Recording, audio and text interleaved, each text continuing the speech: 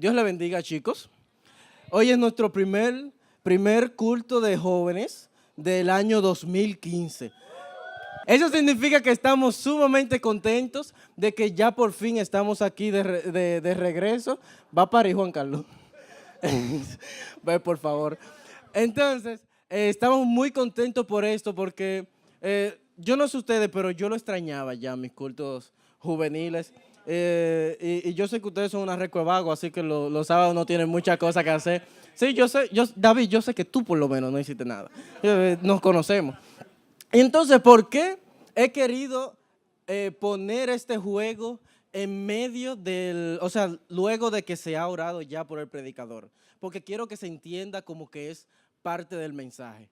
Porque una de las ideas principales que vamos a estar tratando en el día de hoy es precisamente cómo muchas veces nosotros queremos más y más y más y más y más, sin darnos cuenta que lo que estamos pidiendo es más compromiso, más responsabilidades y más cosas que con eso conlleva. Si el juego hubiera sido de pocas bolitas, no hubiera sido difícil, ellos simplemente tienen que poner la mano y ya con poner una bolita en cada mano ya se hubiera logrado resolver. Sin embargo, el tener que administrar más bolitas fue lo que dificultó hasta cierto punto el juego. ¿Y qué vamos a estar hablando en el día de hoy? Precisamente de eso mismo. Muchos de nosotros como humanos queremos ser promovidos en nuestro trabajo, si tenemos algún trabajo.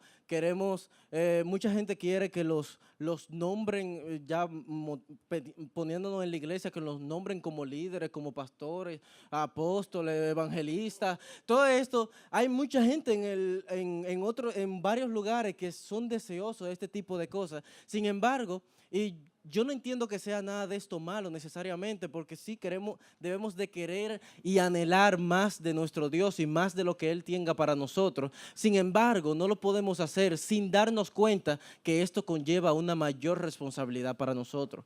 No es tan sencillo como simplemente pedir y pedir, sino que también con cada cosa que tengamos, tenemos que administrar mejor lo que tenemos.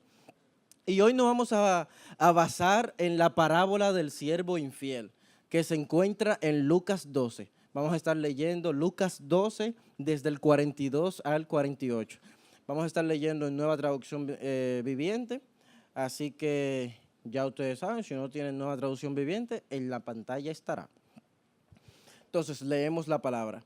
Y el Señor respondió: un siervo fiel y sensato es aquel a quien el amo puede darle la responsabilidad de dirigir a los demás siervos y alimentarlos.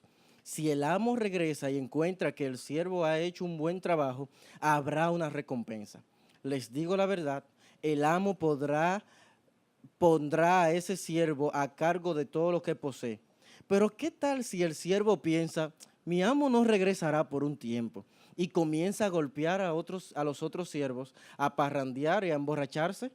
El amo regresará inesperadamente y sin previo aviso cortará al siervo en pedazos y lo expulsará junto con los infieles. Un siervo que sabe lo que su amo quiere, pero no se prepara ni cumple las instrucciones, será severamente castigado. Pero alguien que no lo sabe y hace lo malo, será castigado levemente. Alguien a quien se le ha dado mucho, mucho se le pedirá a cambio, y alguien a quien se le ha confiado mucho, aún más se le exigirá. Y el verso es bien claro, bastante claro, muestra una historia donde hay dos protagonistas, el amo y el siervo. Está fácil, ¿eh? ¿No? Entonces, yo quiero que ahora vayamos verso por verso, analizando lo que estaba pasando aquí. Y muchos de ustedes, yo sé que ustedes son, ya lo he dicho antes, pero ustedes son eruditos de la palabra e inmediatamente cuando escuchan algo como esto, comienzan a buscar el significado espiritual detrás de todo esto, de cómo el amo representa a Dios, nosotros, su siervo y todo lo demás. Pero yo quiero que no nos enfoquemos en este momento en eso. Simple y sencillamente vamos a enfocarnos exactamente en la historia, qué está sucediendo. Y comenzamos con el verso 42, que dice: y el Señor respondió: un siervo fiel y sensato es aquel a quien el amo puede darle la responsabilidad de dirigir a los demás siervos y alimentarlos. Aquí vemos una historia sencilla. Un siervo. Este siervo, hasta el día de hoy, hasta ese momento cuando se narra la historia, había estado haciendo un buen trabajo. Era una persona confiable, era una persona hasta cierto punto que se le podía confiar una responsabilidad y se podía entender que la iba a llevar a cabo de buena manera, como el amo esperaba. Era una persona que hacía lo que tenía que hacer y no andaba buscando muchas cosas, sino que simplemente hacía su trabajo tal y como su amo le había dicho. El amo se presenta la necesidad de que debe de salir del lugar donde se encuentra, de la finca, donde sea que ellos trabajaban juntos. Debe de salir. Y entonces debe dejar a una persona de confianza a cargo de la finca, vamos a seguir diciendo. A cargo de la finca y de todos sus trabajadores y de todo lo que había que hacer. Así que el amo decide buscar, obviamente, a una persona que él considere de confianza. ¿Y por qué tiene que ser una persona hasta cierto punto confiable? Porque recuerden que estamos hablando de un tiempo cuando no existían los celulares, no existía internet, no existía teléfono, no existía nada de eso. Y ahora mismo, en la actualidad, si un jefe va a salir, todavía puede seguir dirigiendo lo que está sucediendo a través de los celulares, a través del internet. Hace 2 años yo tuve que salir de viaje por unos meses y yo seguí dirigiendo mi equipo de aquí en la iglesia exactamente igual como si estuviera aquí presente. Seguía teniendo reuniones con ellos. Ellos cada vez que tenían un problema me seguían llamando o cualquier cosa porque la tecnología nos ha facilitado esto. Sin embargo, en la actualidad esto no era posible. Si tú ibas a dejar a alguien para que haga un trabajo, tú tenías que estar completamente seguro de que esa persona no solamente va a hacer el trabajo, sino que si pasa alguna eventualidad, esa persona va a poder resolver. ¿Me están cayendo atrás? Bien, por lo menos 2 personas me están cayendo atrás. Entonces, el amo decide buscar a esta persona que considera de confianza y decirle, oye, debo de salir, encárgate de 2 cosas principalmente. Déjenme el verso de la pantalla. Encárgate de 2 cosas principalmente. 1, de alimentarlos y segundo, de dirigir a los demás siervos. 2 cosas, sencillas, claras y concisas.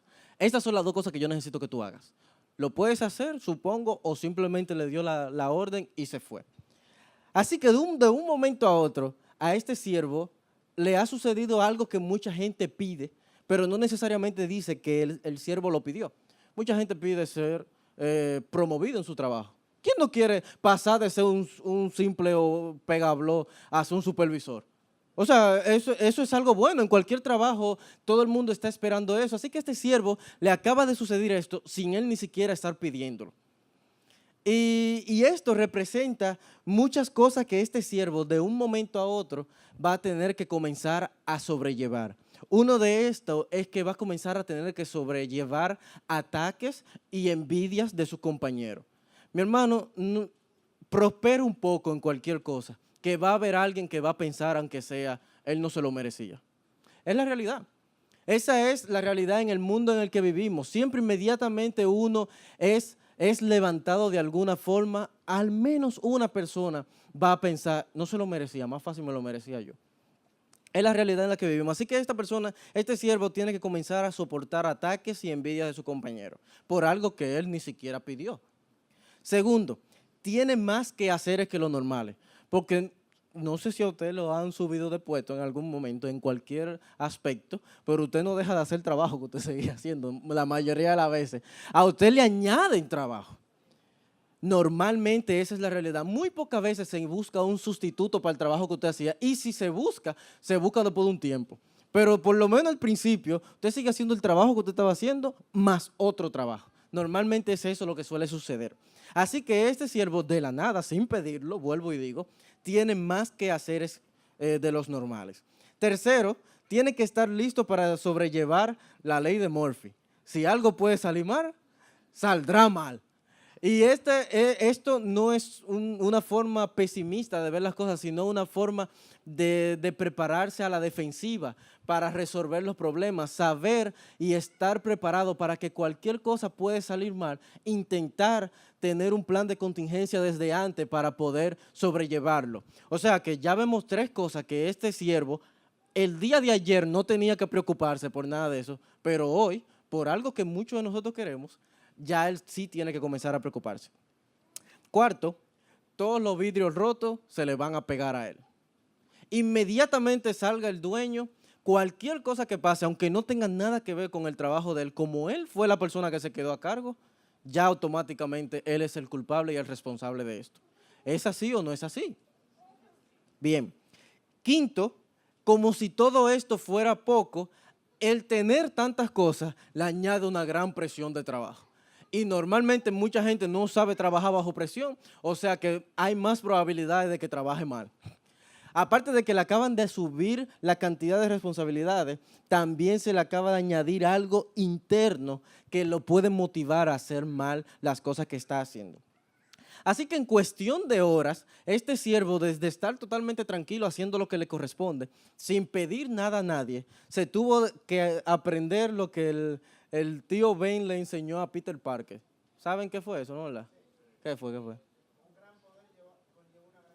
Exactamente, ese tipo está en Spider-Man.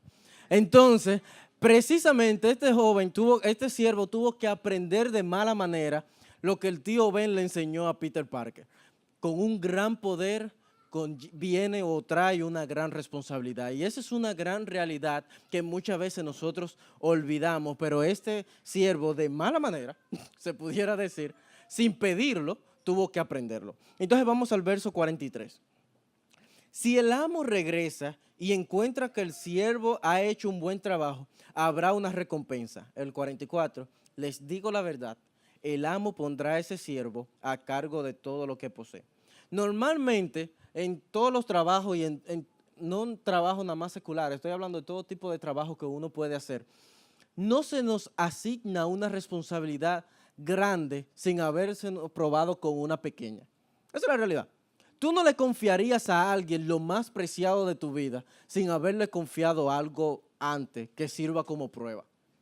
Porque tú no sabes cómo la persona puede reaccionar o qué tan responsable se puede mostrar en el momento de la verdad. Así que siempre se necesita poner una serie de pruebas, si se le pudiera llamar así, donde se pueda ver qué tanto se le pueda dar a sujetar. ¿Se recuerda la dinámica?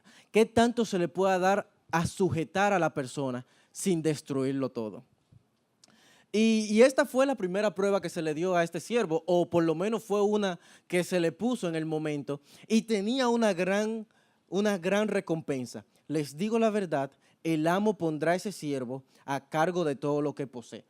Básicamente este siervo se va a volver la mano derecha del amo. Eso es básicamente lo que está diciendo ahí. Y no hay cosa que la gente más quiera que sea la mano derecha del jefe, del tipo que tiene los poderes. Obviamente, si uno llega a una compañía, no es una meta realista, si se lo pudiera decir así, llegar a ser el dueño de la compañía. Porque para eso te lo tienen que vender la compañía y tú comprarla, tú tienes que tener mucho cuarto para eso. Sin embargo, con tu buen trabajo, tú sí puedes llegar a ser la persona de más confianza del jefe. Esa sí es una meta realista. Llegar a darte tan bueno en lo que estás haciendo hasta llegar al nivel donde el jefe ni siquiera pregunte mucho. Si está en la mano de Michelle, yo sé que está seguro. Si inmediatamente tú puedes decir algo así o alguien puede decir algo así de ti, va por buen camino tú. Y esta es básicamente la recompensa que se le está dando. El verso 45. Pero ¿qué tal si el siervo piensa, mi amo no regresará por un tiempo, y comienza a golpear a los otros siervos, a parrandear y a emborracharse? El 46, el amo regresará inesperadamente y sin previo aviso cortará al siervo en pedazos y lo expulsará junto con los infieles. En otras versiones habla de que será castigado de alguna forma u otra para que no comiencen a pensar en cosas extrañas aquí. No es eso lo que estamos motivando aquí. Entonces volvemos a decir que en este tiempo no existían los celulares. Recordamos eso, ¿no? ¿Verdad? Así que el siervo no tenía forma de saber qué tanto faltaba para que el amo regresara. Y le voy a hacer una pregunta para que la analicen, no necesariamente me la tienen que contestar. ¿Cuál es la primera pregunta que uno se hace a uno mismo inmediatamente hace algo mal hecho? Póngase a pensar en eso. Y yo le voy a decir la respuesta de lo que yo creo con una breve historia. ¿Cuántos conocen a Juan Carlos? Lo conocen, ¿no? ¿Verdad? Y el que no lo conoce era el preñado que estaba casi ahora aquí. Entonces, Juan Carlos tiene un trabajo desde hace como 4 o 5 años aquí en la Congregación Cristiana Puerta Abierta, de manera general, no nada más ni siquiera en la central. Y es que Juan Carlos Guachimán. Sí, es verdad. ¿En qué consiste esto? Cualquier familia que quiera salir de su casa y dejarla sola, automáticamente llama a Juan Carlos para que Juan Carlos se quede cuidando la casa. Ese ha sido el trabajo de Juan Carlos por lo menos los últimos 4 años, 4 o 5 años más o menos. Juan Carlos es el guachimán oficial de la Congregación Cristiana Puerta Abierta y digo que no, por eso dijo, no es solamente de la central, eso incluye a otras iglesias porque hasta otras iglesias lo buscan a él. Ese es su trabajo, ¿eh? Sí. Exacto, y va por buen camino porque tiene muchas recomendaciones. Mucha gente ya lo han recomendado al joven, porque es un muchacho que es buen guachimán. Esa es la realidad. Entonces, ese es el trabajo de Juan Carlos desde hace mucho tiempo. Pero en una ocasión, nuestra pastora y querida amada Yamel Núñez cometió el error de dejar a Juan Carlos y a Eric como guachimanes de su casa. Como ustedes se pueden imaginar, Juan Carlos, obviamente, y Eri armaron otro corito y fuimos Gregorio y Lorenzo a esa casa. ¿Qué sucedió? Como ustedes se pueden imaginar, 4 muchachos, una casa, no de nosotros, no nos importa realmente. Entonces, ahí comenzó todo lo que nosotros hacíamos en ese entonces. Una de las cosas muy comunes de nosotros, que suele ser una pequeña representación de las asambleas, y es que hay que pelear con zapatos. Automáticamente, si uno va a estar en un lugar, los tigres solos, hay que mandarse los zapatos atrás. Esa es la realidad. Por lo menos de uno cuando está en esas edades. Pues entonces, el juego era muy sencillo. Era Juan Carlos y yo contra Gregorio y Eric. Y como Juan Carlos es primo hermano de Eric, ellos dos se mataban entre ellos. Esa era la pelea entre ellos, constante, de todos los días, pero en ese día también siguió. Y estábamos Gregorio contra mí. Básicamente esa era la competencia, obviamente, todos los bombillos apagados, todo. Como ustedes saben que es heavy, los tigres no se me hagan. Entonces, estábamos ahí de lo más bien jugando con nuestros zapatos. En uno de los momentos, obviamente somos varones, no nos importa mucho la fuerza con la que lo vamos a tirar, lo tiramos con la fuerza que sea necesario para hacerle daño al otro, porque eso es lo que se quiere. Eso es lo que se quiere.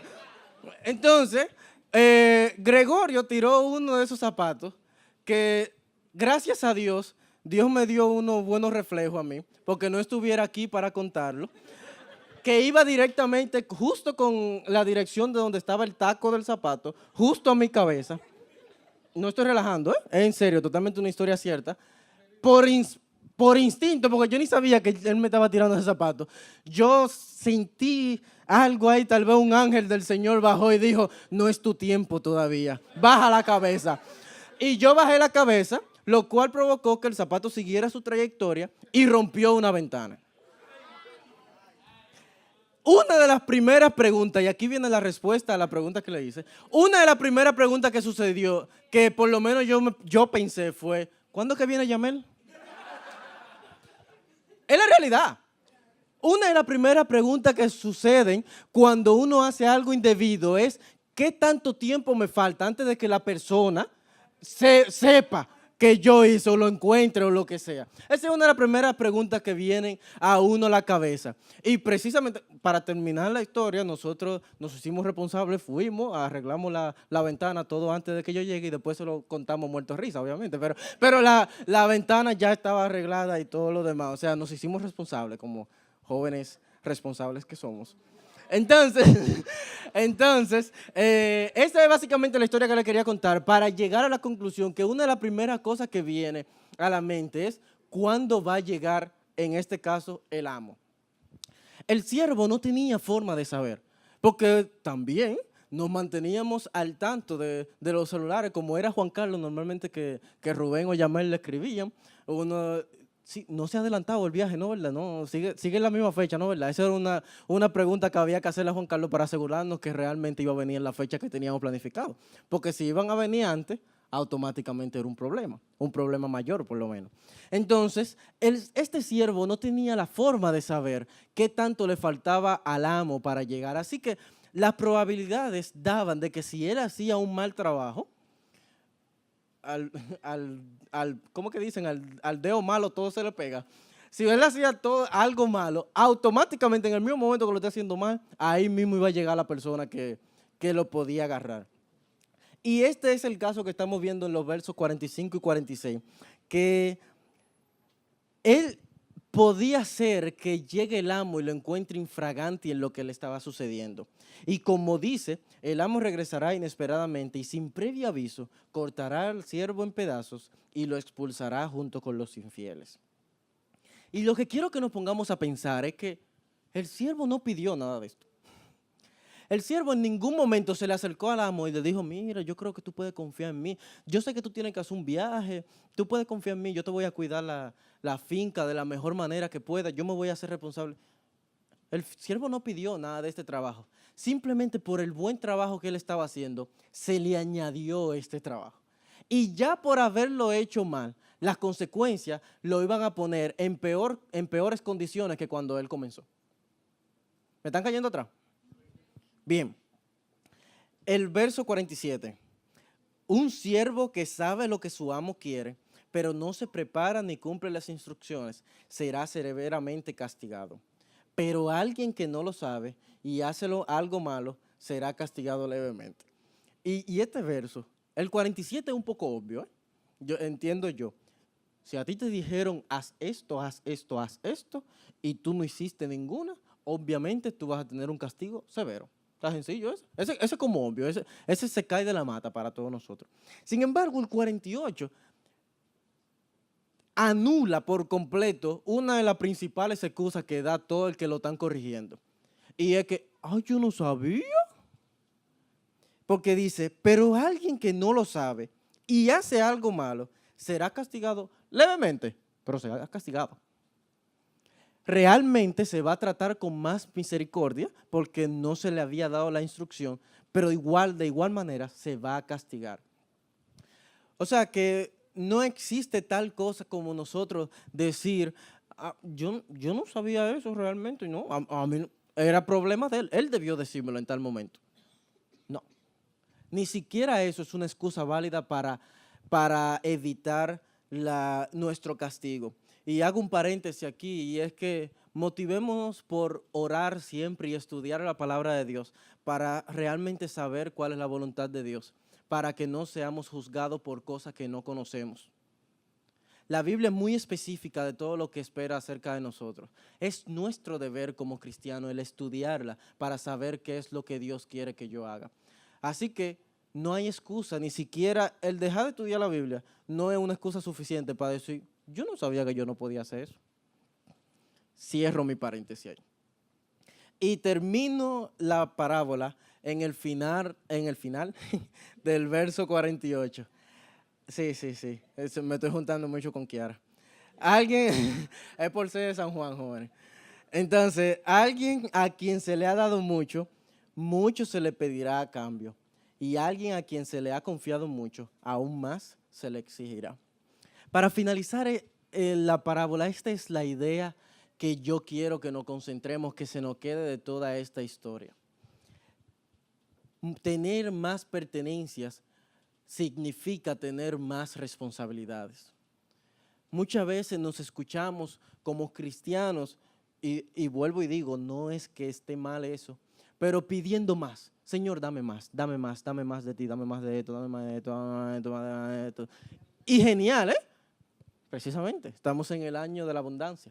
Este es un año donde vamos a recibir más de todo. Todo va a ser abundante. Esa ha sido la promesa de Dios para nosotros. Pero mi motivación es que recordemos que con esto conlleva más responsabilidades, más responsabilidades, más responsabilidades y mucho más se nos va a exigir. Porque cada uno, y mientras más yo te dé a ti, más yo voy a esperar de ti. O sea, eso es algo humano. en cualquier relación que hayamos tenido, no estoy hablando de noviazgo, no, cualquier tipo de relación, de compañero, de trabajo, de amistad, de cualquier tipo de relación, no hay una cosa que dé más pique que tú entregarte por completo a esa relación y no ves que la otra persona está dándose por igual. Eso no es la realidad. Mientras más tú entregas de ti, más tú esperas de la otra persona. Eso es humano. Esa es una realidad básica. No sé por qué se nos hace tan difícil entender que mientras más pedimos a Dios, más Él espera de nosotros, de la misma manera. Y cada uno de nosotros somos administradores del reino. Eso lo hemos escuchado muchísimas veces. De todo lo que se nos da, ya sea posesiones, ya sea talentos, ya sea dones espirituales, ya sea de lo que sea, nosotros, cada uno de nosotros debemos de ser buenos administradores de cada una de esas cosas. Y lo más fuerte del caso es que no existe forma de renunciar a este trabajo. En un trabajo secular, si usted siente que tiene mucha carga, usted puede renunciar y punto. Sin embargo, en nuestra vida no podemos simplemente renunciar. Usted puede ser un mal administrador y administrarlo mal las cosas, pero tú no puedes decir, no, yo no voy a ser administrador de las cosas que Dios me dé, porque yo voy a comenzar a dejar de utilizar lo prestado y solamente me voy a enfocar a utilizar lo mío. Así en lo mío nadie me puede decir cómo utilizarlo, cómo no utilizarlo. Eso no es verdad, porque nada es nuestro. Todo es de mi Cristo, por Él y para Él. No existe nada en este mundo que nosotros podamos utilizar que sea verdaderamente de nosotros. Y esa es la realidad con la que tenemos que vivir, de que cada uno de nosotros es responsable de cada una de las cosas que tenemos. En Números 30, verso 2, en Nueva Versión Internacional, dice, cuando un hombre haga un voto al Señor o bajo juramento haga un compromiso, no deberá faltar a su palabra, sino que cumplirá con todo lo prometido. Lo vuelvo a leer. Cuando un hombre haga un voto al Señor o bajo juramento haga un compromiso, no deberá faltar a su palabra, sino que cumplirá con todo lo prometido. Y ustedes me dirán, ahí te agarré. Yo en ningún momento le prometí a Dios que iba a ser un buen administrador de las cosas que Él me dé. Usted pudiera pensar eso en algún momento. Y yo le diría que sí, lo hiciste. ¿Quieres saber cuándo? Cada uno desde que nosotros nacemos somos administradores. Inmediatamente nacemos en este mundo, ya comenzamos a administrar las cosas que se nos dan, ya sea nuestro cuerpo, desde pequeño hay niños que ya tienen habilidades y así sucesivamente ya somos administradores de cómo vamos a utilizar las cosas que se nos da. Sin embargo, llega un momento en nuestra vida que nosotros tenemos que decidir, ok, yo voy a hacer lo que me dé el deseo o voy a hacer lo que Dios dice que yo debo de hacer con esto. En otras palabras, esto también se le llama aceptar a Jesús como su Señor y Salvador. Inmediatamente si aceptamos a Jesús como nuestro Señor y Salvador de nuestra vida, lo estamos poniendo a Él como la persona que nos va a decir totalmente qué es lo que debemos de hacer y qué no debemos de hacer. Inmediatamente aceptamos a Jesús como nuestro único Señor y Salvador, estamos diciendo que la Biblia va a ser nuestra guía. Inmediatamente hacemos esto, le estamos diciendo, voy a ser un buen administrador, me estoy comprometiendo a hacer lo que tú me dices que yo debo de hacer. Así que sí, hicimos ese compromiso. Y Salomón lo dice de una forma diferente acerca de esto en Eclesiastés 5, el verso 4 y el 5, en traducción en lenguaje actual, dice, si le haces una promesa a Dios, no te tardes en cumplirla, porque a Dios no le gusta la gente tonta que no cumple. Recuerda que vale más no prometer que prometer y no cumplir. Cada uno de nosotros que hemos aceptado al Señor Jesucristo, inmediatamente hicimos esa promesa. Porque lo aceptamos como nuestro único Señor. Oye, esa palabra no está de más, ¿eh? Dele sentido a esa palabra, Señor. ¿Qué significa un Señor? Es tu jefe, es tu dueño, es quien te dirige, es quien te posee a ti. Y nosotros lo aceptamos como nuestro único Señor y Salvador y muchas veces no le queremos dar la potestad a que Él me diga lo que yo debo de hacer. Entonces, no estamos entendiendo lo que estamos haciendo cuando tomamos la decisión muchas veces. Y es que con este compromiso tenemos que ser buenos administradores de aquellas cosas que nos llegan sin pedirla. ¿Se recuerdan como el siervo? Que no pidió nada de esto, sin embargo le llegó una gran responsabilidad y él tuvo que ser buen administrador. Así mismo a nosotros nos llegan muchas cosas que ni siquiera pedimos, ¿Quién pidió nacer en el hogar que nació? No pedimos eso. ¿Quién pidió tener el cuerpo que tiene hoy en día? Son cosas que se nos han dado, pero automáticamente, sin importar que nosotros nunca la pedimos, debemos de ser buenos administradores de eso que tenemos. Pero aún más, debemos ser buenos administradores de aquella cosa que sí pedimos. Porque ahí ni siquiera eso estaba, eh, eh, te lo dieron, tú no tienes ni siquiera la excusa de decir, pues yo no pedí eso en ningún momento. Y ya hemos visto que no es una excusa decir eso, pero no tienes ni siquiera esa excusa, sino que tú lo estás pidiendo más y más y más. Y lo que quiero no es desmotivarlos a ninguno de ustedes a que pidamos más de todo lo que Dios tiene para nosotros, porque como dijimos, este es el año de la abundancia. O sea, en este año nos van a llegar de todo tipo de bendiciones, espirituales, materiales, de todo tipo. Esa ha sido la promesa de Dios para su pueblo, para su congregación cristiana Puerta Abierta Central. Y el mismo Dios en su palabra, en Mateo 7:7, en la parte A, en Nueva Traducción Viviente, dice, sigue pidiendo y recibirás lo que pidéis o lo que pides. O sea, que el mismo Dios nos motiva a cada uno de nosotros, sigue pidiendo, pide. Yo tengo para darte. O sea, que mi deseo no es decirle, no estoy pidiendo más, no estoy pidiendo más. No. Es importante que nosotros como cristianos queramos llenarnos más de lo que Dios tiene para darnos. Hay que estar claro de eso. Sin embargo, mi motivación de esta noche es recordarles que, al menos que Jesucristo vuelva antes, todo este año vamos a estar recibiendo muchos tipos de bendiciones. Y es nuestro deber que estas bendiciones no se terminen volviendo una maldición en nuestra vida solamente porque no las supimos administrar de la manera correcta. Si recibes más fe, tienes que motivar más a otros. Si recibes más entendimiento de la palabra de Dios, tienes que enseñarle más a otros. Si recibes más paz, tienes que estar en la disposición de consolar más a otros. Si recibes mejores ingresos económicos, debes estar en la disposición de ayudar económicamente a otras personas. Porque todas las cosas que recibimos no es solamente para nosotros, es para beneficio y para bendición de los demás. Esa es nuestra responsabilidad como cristianos, como humanos realmente. Pero como cristianos hemos dicho que sí lo vamos a hacer. Así que, sea lo que sea que tú pidas, sea un administrador de eso que recibes, aún de las cosas que ni siquiera pediste. Así que vamos a orar. Señor, te damos gracias por este día. Gracias porque tú nos das de tu palabra, Señor. Gracias porque tú nos has declarado lo que es bueno. Gracias porque tú nos has dicho lo que esperas de cada uno de nosotros. Gracias porque no tenemos ni siquiera que estar inventando, Señor, sino que tú mismo nos hablas claro de lo que tú quieres que nosotros hagamos, Señor. Te pedimos, Señor, que en este año y en toda nuestra vida hasta que tú vuelvas o nosotros vayamos donde ti, Señor, que cada uno de nosotros podamos ser buenos administradores de la multiforme gracia tuya, Señor. Que cada uno de nosotros tengamos el entendimiento para poder sobrellevar las cosas y las responsabilidades que tú nos has dado. Porque tenemos la confianza de que tú nunca nos darás una responsabilidad que no podamos cargar, Señor. Muchísimas gracias por eso. Te pido también que en este año que nosotros estamos inaugurando como culto juvenil, en el día de hoy, Señor, que nos mantengamos firmes en tu palabra, Señor. No permitas que nos salgamos de este camino que tú has puesto para nosotros, porque sabemos que aquí es que está tu propósito para nosotros, Señor.